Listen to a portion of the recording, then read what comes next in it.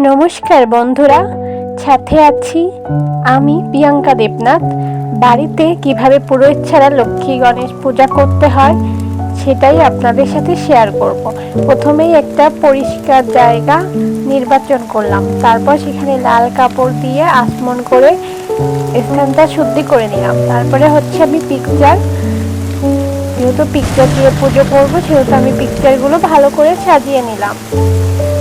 তারপর আমি ফুল দিয়ে ঠাকুরের আসন সাজিয়ে দিলাম। তারপর লক্ষ্মীর ঘট স্থাপন করলাম। লক্ষ্মীর ঘটে সিঁদুরের পোঁঠা, আমের পল্লব, গোটা ফল এবং ফুল দিয়ে লক্ষ্মীর ঘট স্থাপন করলাম। তারপর আমি চার কলা নৈবেদ্য হিসাবে দেব, সেহেতু আমি পঞ্চপ্রদীপ তারপরে এগুলো সাজিয়ে নিলাম। আমি এখানে আগরবাতি ইউজ করব। এই যে প্রদীপ দিয়ে প্রদীপ লাগবে আরতি করতে, আর ধূপকাঠি তো আছেই। আমি একটু ঠাকুরকে দেখালাম। পূজা আসলে আমি করব না, আমার মা করবে। আর আমি গণেশকে 21টা দুব্বা নিবেদন করলাম। আমার মা এসে ভোগ নিবেদন করলো।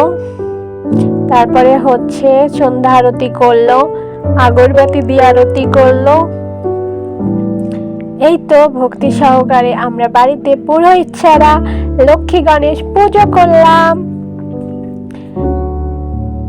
কেমন হয়েছে?